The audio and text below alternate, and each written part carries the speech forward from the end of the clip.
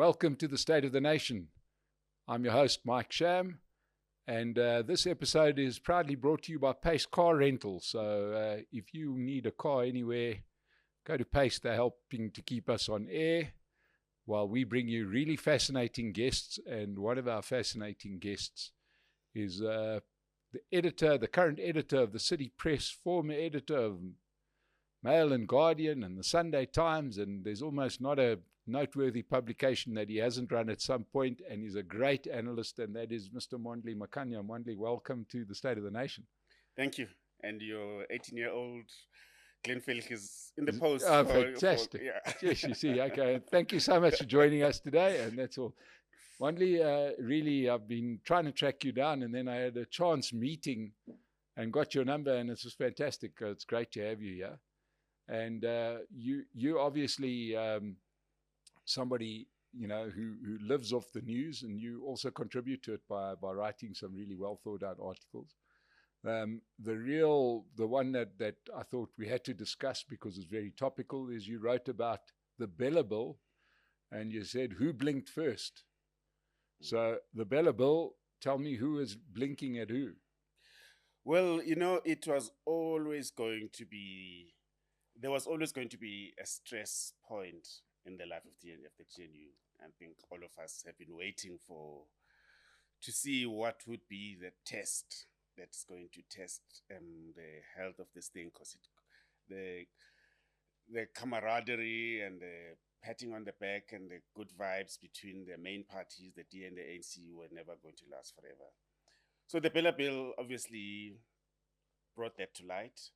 And the moment that President Ramaphosa announced on Wednesday that he's going to be signing the bill on Friday, then we knew that everyone could tell that now kind of like we're in for some serious high-stakes politics. And then the DA leader, Steenhuisen, immediately he responded by saying that this is going to endanger the health of the GNU. And essentially in his speech, in his statement, he was threatening Cyril Ramaphosa to say, listen, we are capable of collapsing this thing. And if you sign this thing, we will collapse it. Look, he had changed his mind. He had softened his stance by Thursday, saying that, no, it does not pose an existential threat to the GNU. We will try to make this thing work, but we are going to continue to engage. And by Friday, they totally changed their stance and saying that they will work with Cyril Ramaphosa and his government over the next 3 months to try and find that solution. So, but in essence, one would very narrowly interpret that as that the DA blinked. They gave the threat, and then with that threat, and then they withdrew immediately. But actually, it was a lot more complicated than that, because actually Ramaphosa did back down. There was a lot of lobbying behind the scenes involving the DA, involving AfriForum and other lobby groups. And the fact that Ramaphosa also said, let's take 3 months. I will suspend these two controversial clauses, the contentious clauses, and then we will come back to the table. So I would say both of them blinked because they both realized that actually the positive vibes and the positive investor confidence and where South Africa is at this particular point in terms of just the nation feeling in a very less negative space, being in a very less negative space than in the past, we cannot afford to let that go so early on. And we'd have also seen on Friday that sentiment coming through in the Fitch statement, in which they basically kept our rating steady, that actually kind of like people are putting a lot of stock in this GNU. So both of them, I think, rose above their very limited and narrow party interests and said, let's act in the interest of the Republic. But there is no doubt that Cyril Ramaphosa and the ANC are racking up victory after victory with this GNU, and we've got the DA painting red lines left, right, and centre, and painting over those red lines very, very quickly. I mean, if one goes back to the initial discussions around cabinet positions, you know, they eventually relegated the DA to a few, if one call them important posts, but not exactly the plum posts that they were after. They didn't get the representation that their 50% of the ANC vote would. You know, ANC got 75% of the positions, and they brought in about, you know, just under 2/3 of the vote in that into that GNU. So there was, you could chalk that up as a victory for the ANC. There's been no walk back on any policy. There was the big move forward on the NHI. There's been the big move on the BELA bill. Then there's been the big loss or the big victory for the ANC in Gauteng, where they've literally run, and the metros in Gauteng, where they've run roughshod over the DA. Do you think that the DA is completely impotent in this GNU? Because it looks like that to me. No, I think the actual opposite. I think the DA did very well out of this GNU deal. You know, in their initial bargaining opening position, they wanted a lot more than they were ever going to get. And then they obviously they had to walk back. I mean, like you do point out that they got some important ministries, and those ministries are important. I mean, the fact that you have, yeah, but nothing near the money is what I'm saying. Nothing near the tenders. You know, that real stuff. Where it really sort of hits the bank account. That's firmly, you know, Treasury and all the financial ministries, that's firmly in the hands of the comrades. Yes, I mean, like, look, as I say, I mean, like they made a play for trade and industry. The ANC was never gonna let go of the economic ministries. They are the party in power.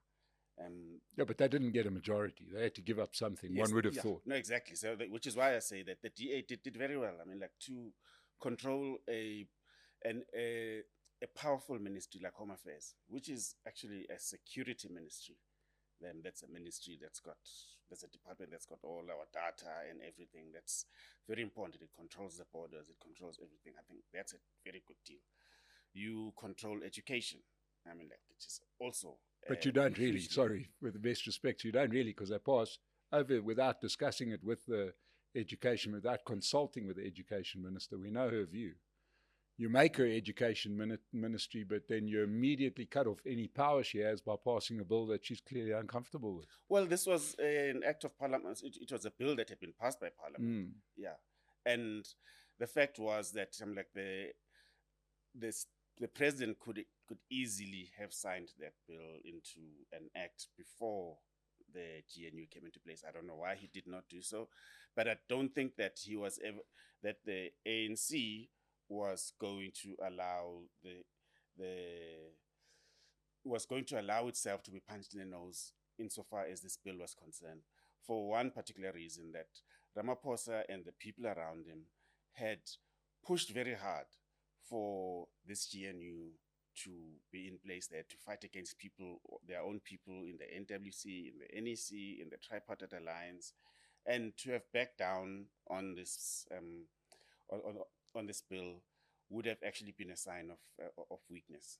So I think expecting him not to have signed it at any point, whether it was now or next week or in a month or two months' time, I think that it would have been unrealistic. It was his showing his own constituency that actually I am the president and I will not be bullied by John Steenhuisen and Helen Zille. So, but I do think that the fact that they've given this 3-month hiatus in terms of those two clauses, I think it's important in terms of saying that we do take you seriously as our partner. The other part of it as well, I think, is that, look, if you look at it objectively, is that actually the objection to those in those clauses, I think it's overblown, it's exaggerated, and I think that if they can work out the wording, they will still come to the same conclusion, because I think there's a lot of hyperbole and fear mongering, particularly in the Afrikaans community, around those clauses. So I think it is something that that can definitely be worked out. And then so I mean, like, and then you speak about the fact that with the NHI, I actually think that with NHI there are compromises that are going to be found. I think with this one, Ramaphosa definitely had to steam right ahead. With NHI, there are much larger constituencies that have concerns, and I think that the ANC is going to say that we can tinker here, we'll change this here, we'll change this here, and it will not be backing down to the opposition necessarily to the DA. It will be backing down to a much broader constituency, such as business, such as the medical community and other societal players. And the ANC leadership looking the other way in Gauteng and the metros in Gauteng? Look, so the ANC took a resolution as the NEC that they will, that wherever we have the most seats, not necessarily the majority, wherever we have the most seats, we will form a government. And in Gauteng, they had already done so in Ekurhuleni, and then obviously then Johannesburg became the place where, I mean, like that, because Johannesburg is Johannesburg, and the Johannesburg conversation followed the formation of the GNU. So already there was a relationship between the ANC and the DA at that particular point, and the DA thought that it was going to be able to play its hand, and they overplayed their hand there, and they played into the hands of Panyaza Lesufi, who basically did not want this coalition here in Gauteng. He did not want the DA to be there. He did not want the DA to be his coalition partner in the Gauteng government, and did not want the DA to be the coalition partner in Johannesburg as well. So I think the DA kind of like was not as tactical as it could have been, because I think... But tactical, the only way that could have been more tactical would have been to roll over and accept the... Because, I mean, you know, we followed the Gauteng situation closely, and what Panyaza Lesufi did there was he took the 10 posts, added 3 bullshit posts, and gave them to minor parties. That's really what he did. 97% of the budget is run by the ANC. So if tactically would have meant that the DA accepted those 3 bullshit posts to say we're in government, I don't know. I think that's not really tactical. That's capitulation, isn't it? No, look, I think the DA could have, I do think the DA could have played a much more stronger hand with National, and actually got National to do what it wanted the Gauteng government to do. But then they threw their toys out the court. I know that Fikile Mbalula definitely wanted a DA-ANC coalition. So did Cyril Ramaphosa. I mean, like the top 7, that is the coalition that they wanted in Gauteng. And I think that the DA threw in their kind of like the towel a bit too early there. Do you think that that the ANC leadership is scared of Panyaza Lesufi? They are not afraid of him, but he is a very popular leader here. So they're scared of him. Well, I think that they're not afraid of him. I mean, like they do recognize that he's in control of. I mean, like it's not the second or third. It's the third biggest ANC constituency in terms of numbers, but so they do have to listen to the fact that he presided over a precipitous decline in support everybody seems to have forgotten about this. He may be popular amongst ANC members, but his view was a disaster amongst voters because they took a hiding at the polls. No, exactly. And he has been a disaster as well, kind of like in terms of his populism. Yes. He tried very hard to play these populist games. He did it with the kind of like that, all these harebrained schemes such as the cops, his militia, and kind of like Nasi Spani and so on. thinking that he was going to pull wool over the eyes of voters, but actually he did not do so. And in doing so, actually kind of like reprioritizing budgets from social, areas where kind of like the needs of the poor were going to be served. There was, I think, in one of the meetings that took place, one of the post-mortem meetings after the elections, where I think it was the head of elections nationally, Mdumiseni Ntuli, he made the point that actually those gimmicks by Panyaza Lesufi had actually been one of the reasons why people turned against the ANC, because people actually said, oh, if you could do these things now, why haven't you done them before? And people actually kind of like called his bluff. And so the ANC actually recognized that. And then that's part of the sentiment that the ANC, in talking to their branches on the ground, that's what the ANC nationally was picking up. Yeah, and I mean we've had pollsters here, especially around the elections and in the aftermath of the election, saying that they were doing daily polls in the build-up in the last couple of weeks ahead of the election, and said that after the signing of the NHI bill into law, that the ANC lost 5% of its support, went from 45 to 40. The thinking being, obviously, when they write this law, most of it is retributive in nature, isn't it? It's not meant to help people, it's meant to hurt people that they don't like. That's really what they're trying to do. They're trying to punish the old South Africans, not reward the new South Africans. And it's not just white South Africans that have got medical aid. It's your civil servants. It's your civil servants, and they didn't like the NHI because they also don't want to go and queue at BELA. Yeah, it's your members of SATU, your members of NEHAU, and all of those. And which is the bizarre thing about the NHI and COSATU's position on that. And that actually COSATU, because they are a tripartite alliance partner, they back the NHI and say this is about kind of like universal health care that's going to serve the poor and so on.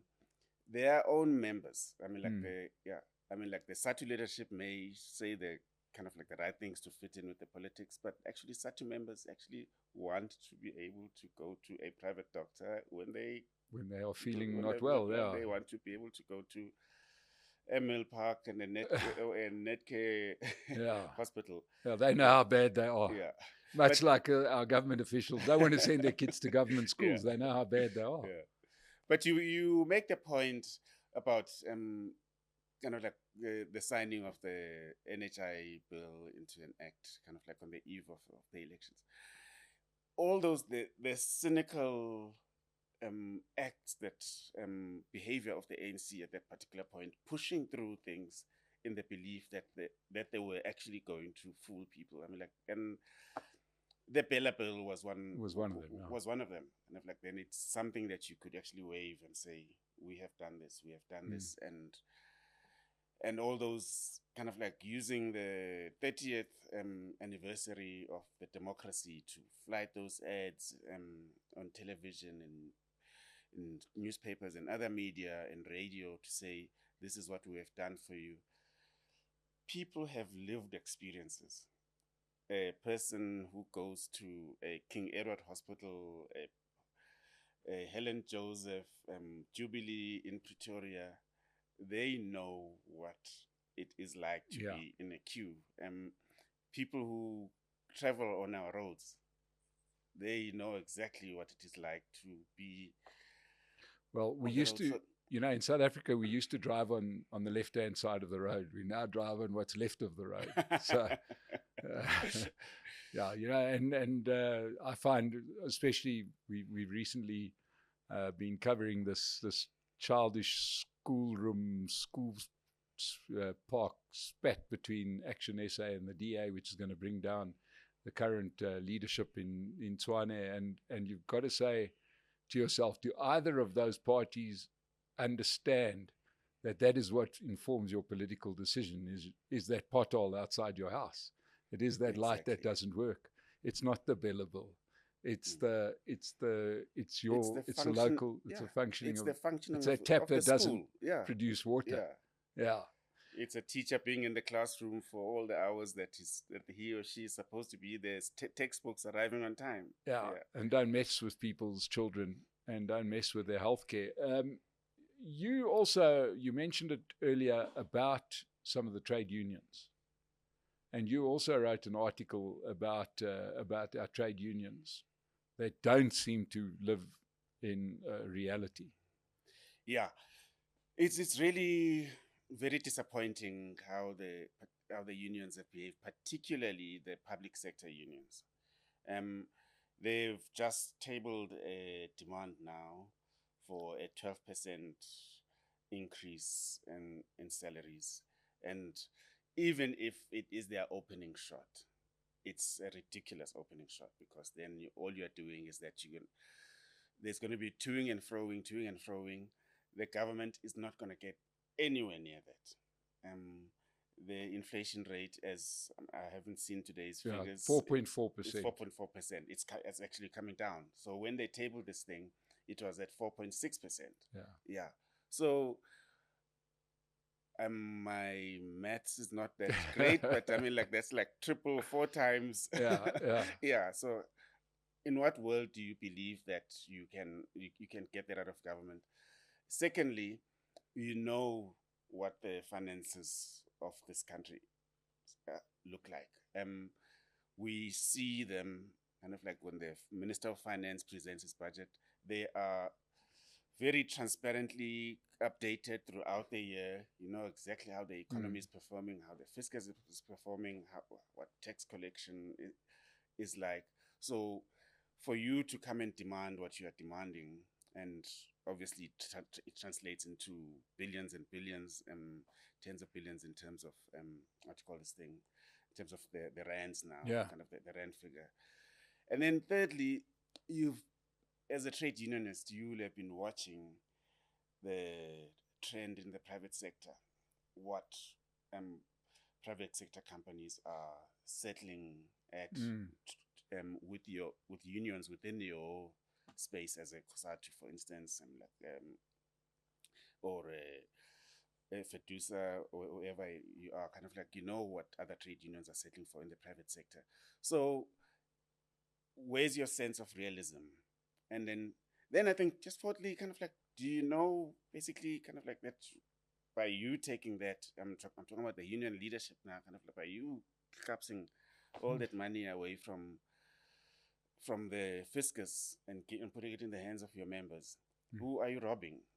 The family members of your members, actually, because that kind of like, that means less teachers in classrooms. That's the other big story that's going on at the moment. It means the Gauteng minister, Gauteng MEC for education, are saying that kind of like in dealing with these budget cuts that are coming, is that have happened rather, is that they are going to have to cut back on school nutrition, I mean, like, and scholar transport, and those are such essential things in servicing the public. So I don't know what kind of like the reasoning or lack of reasoning that goes into that. And then, unfortunately, if it ever goes into strike action, the history of public sector strikes in this country, it happens in the private sector as well, but in the public sector, it's always been a lot more devastating. There is inevitably violence, and the violence is targeted at the infrastructure of the health facilities, and it's targeted at patients, and it's targeted at the practitioners themselves, and that's happened over and over. It's the most heartless thing that you can think of, basically, kind of like hitting people at their most vulnerable state. Yeah, shame. And that's after leadership of the unions were instrumental in granting state capture to South Africa. We must never forget the role of Zwelinzima Vavi. He deserves a special place in history for his role in gifting us that Jacob Zuma in Polokwane because they Yeah. believed that Jacob Zuma was going to be a friend of the left, a friend of the working class, Yeah. and he became the greatest enemy of the working class in terms Yeah. of what he stole from the working class. Yeah, and But to Zwelinzima's credit, he's the first to stand up and say, I did it. can he pay us back then the money that he cost us?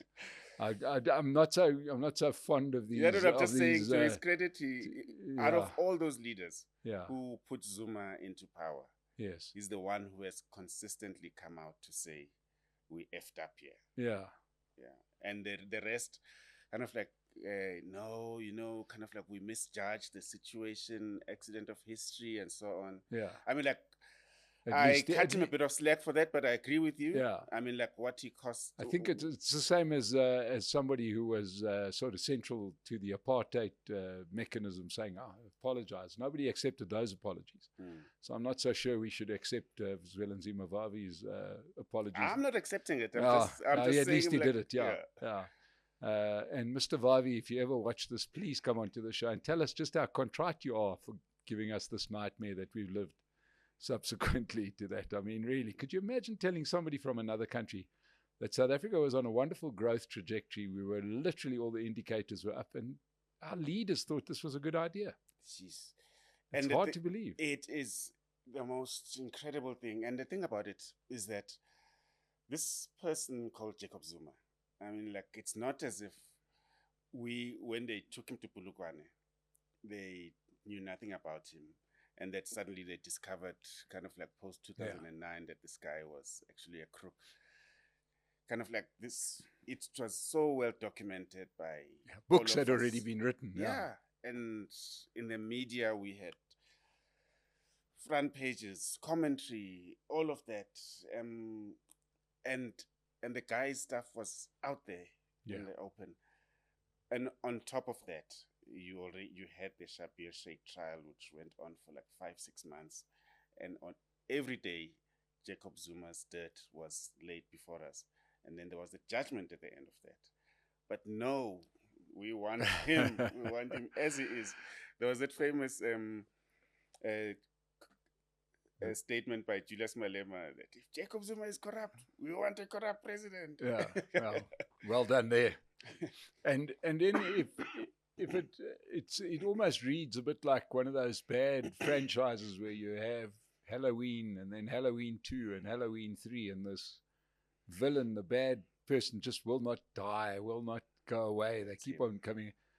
Now here we are sitting in 2024.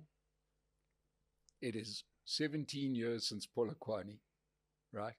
And who's back on the scene? Jacob Zuma. And more than 2 million people think it's a good idea to vote for him.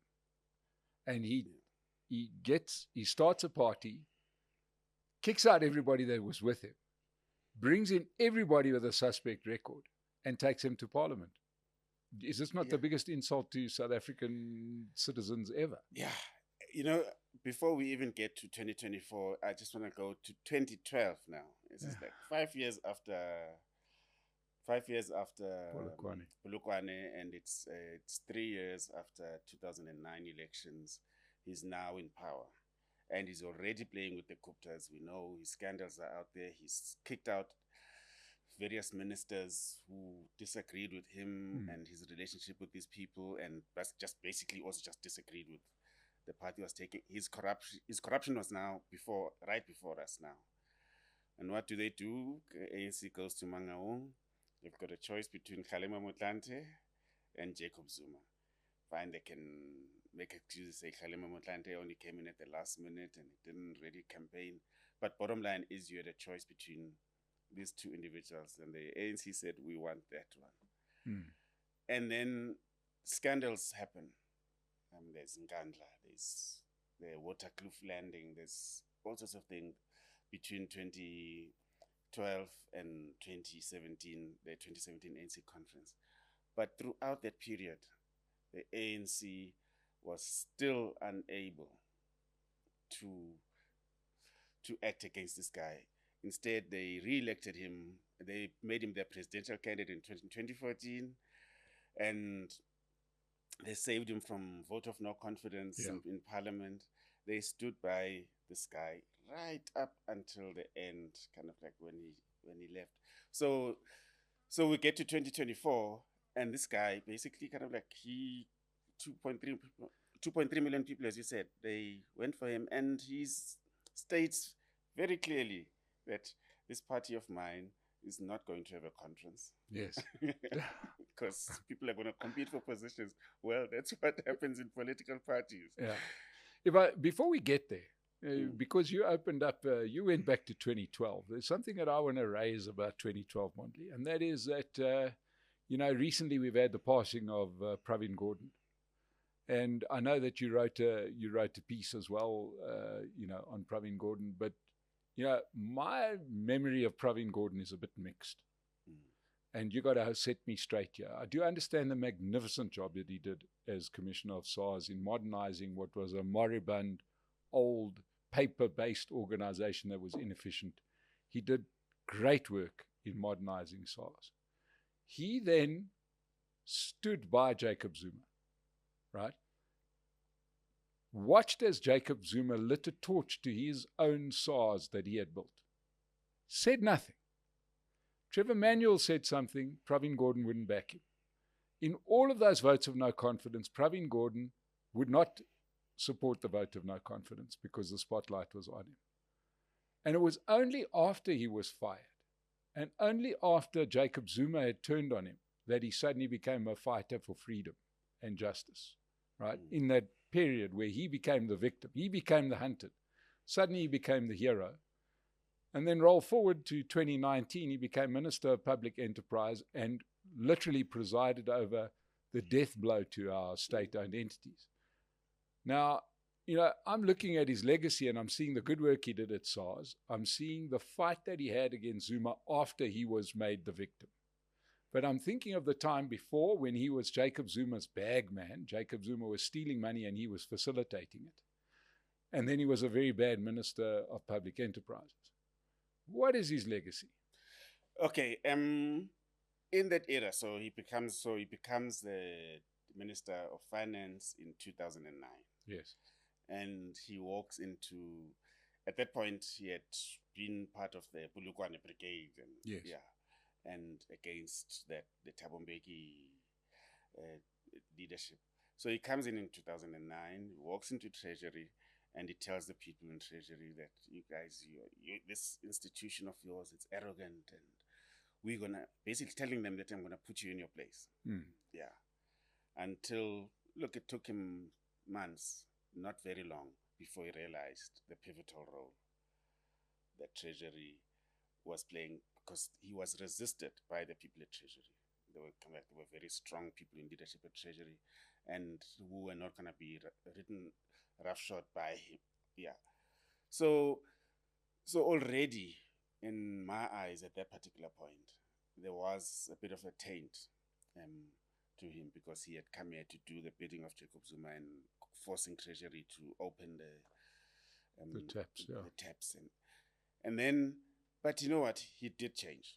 He did kind of like in his first stint as finance minister, he resisted together with the Treasury. He did not do so loudly. He should have done so.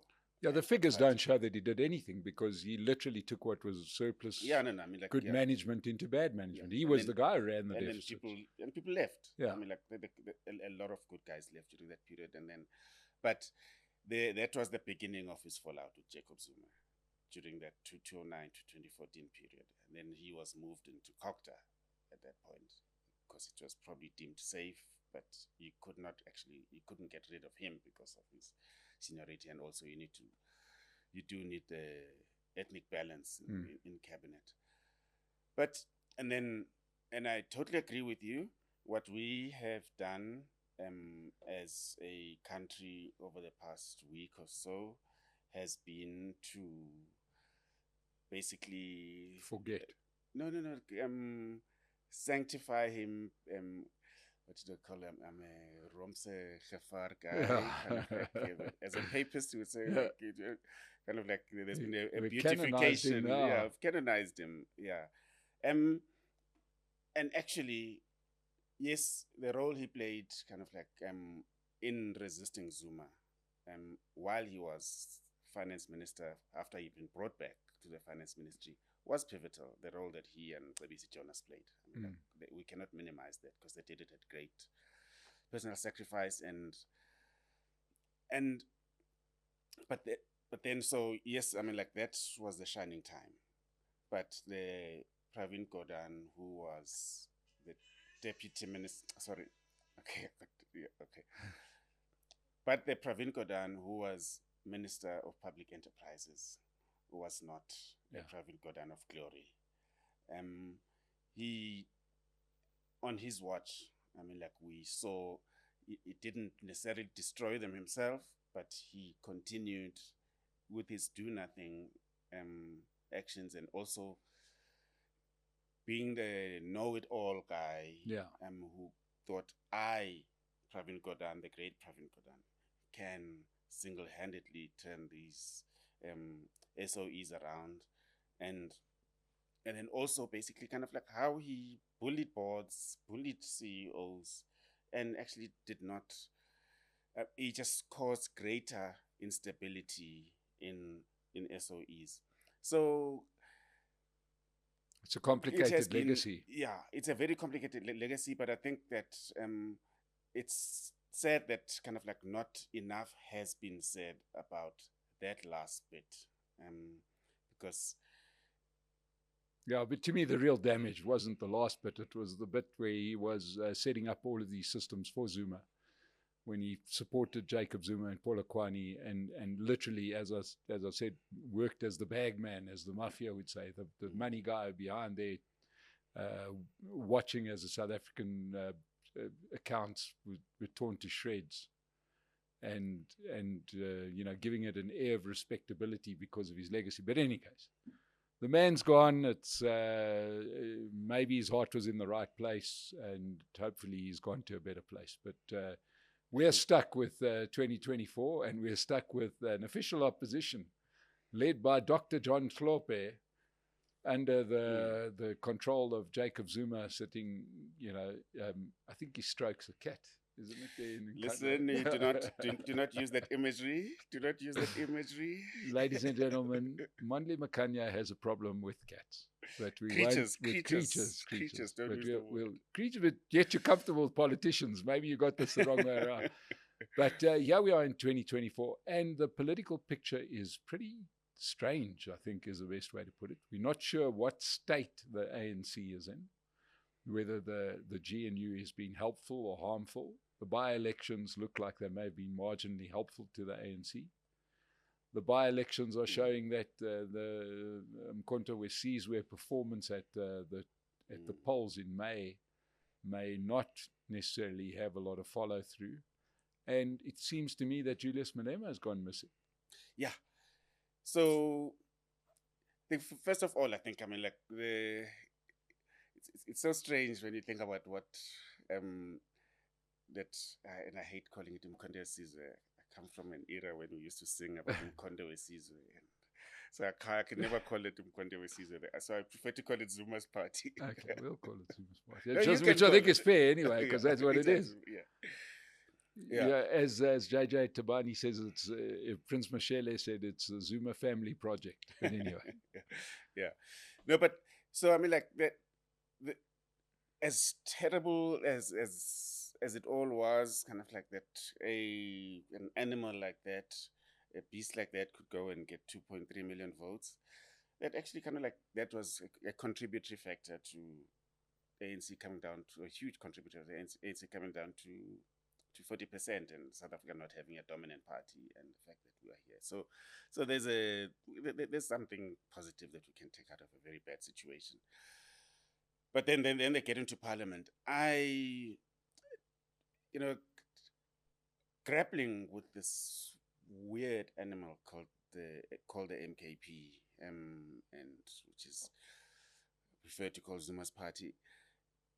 First of all, them having done so brilliantly, being a 6-month-old party, them wanting to contest the legitimacy of the elections when they should have been on the rooftops, being the loudest celebrants, that was strange. Then them taking the the Electoral Commission to court and then withdrawing and now fighting with the Electoral Commission because the Electoral Commission is saying, please, no, you cannot drop this case. Come and prove it. And so kind of like very strange behavior. And then going and getting a disgraced individual to be your leader in parliament, who is a disgraced individual who has no politics whatsoever. Backed up by a dozen other disgraced individuals. Then the disgraced individuals.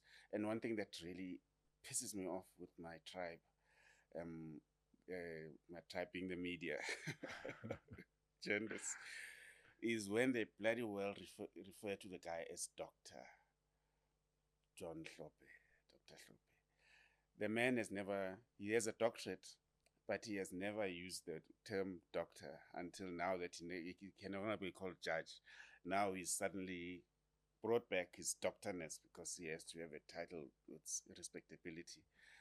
And really, if you are not calling Motsoaledi, kind of like when people refer to Aaron Motsoaledi, they refer to Minister of Health, Aaron Motsoaledi. Very rarely do you get people consistently calling him a doctor, and actually he fixes people.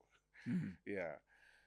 So, I mean, like that, like we in the media have elevated him with that respectability by constantly saying Dr. John Hlophe. And then as you point out, then you go and get all the people who are implicated in the Zondo report and to be the bulk of to be like the core, the backbone of your parliamentary caucus. And those people are sitting in the portfolio committees which oversee the entities that they buggered up. Mm.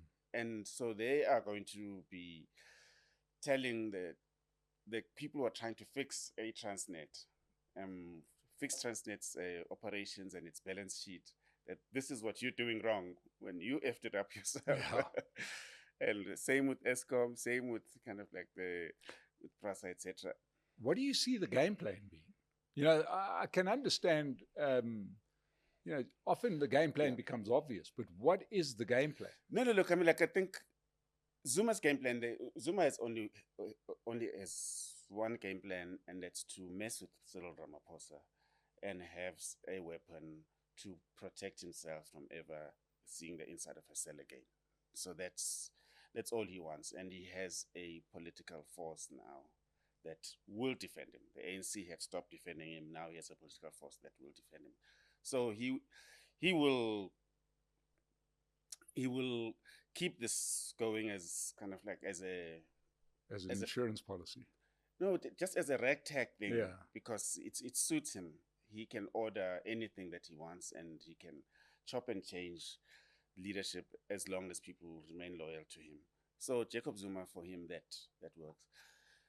For a lot of the other people in the leadership, the people who have been brought back, there is a sense of vengeance.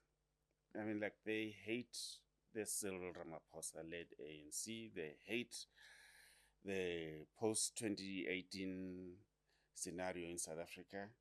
They actually do want to wreck things. They do want to take us back,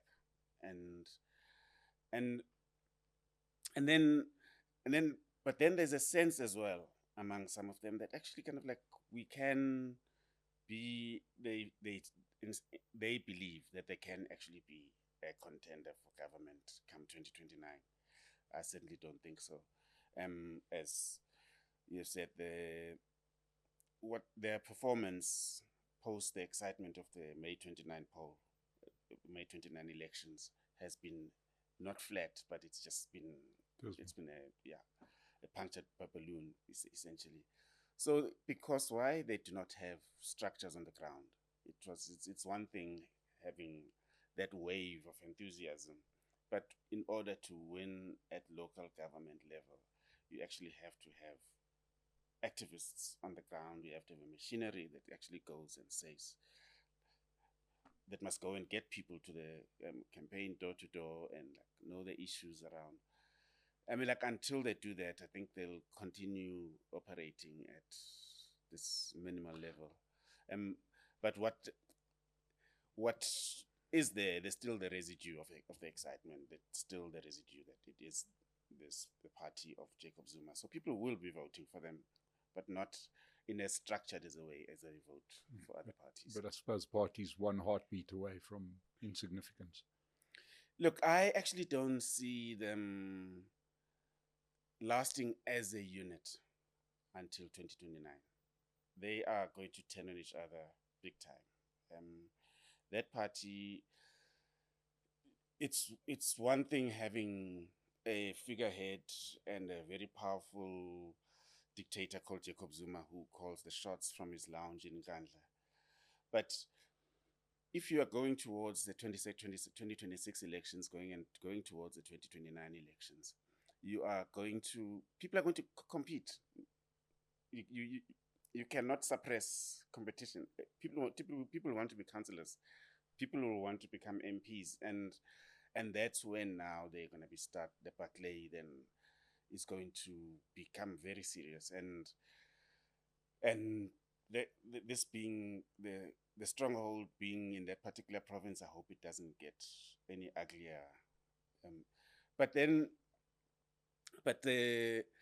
I just think that there will be a disintegration of the party going forward, and they won't necessarily disappear in the next general election, but it will be a much lesser force than it is now. Mondli, we are out of time, sadly. We've got so much to talk about. We're going to have to do another run at this. We have to talk about media. You're the man most perfectly placed to talk about media. We've got many other things to discuss, but sadly the clock's against us. So, Mondli, Makhanya, thank you so much for joining us. To everybody that's been here today, thank you. Support Pace Car Rental. Subscribe to the State of the Nation. Our following is growing. We need more subscribers. We're loving the comments. Tell us what you think. Do you think that MK is here to stay? Put it down. Let's have a discussion. We answer many of the comments. So to everybody, Mondli, thank you so much for joining us. To everybody who enjoyed this, we'll see you again on the State of the Nation.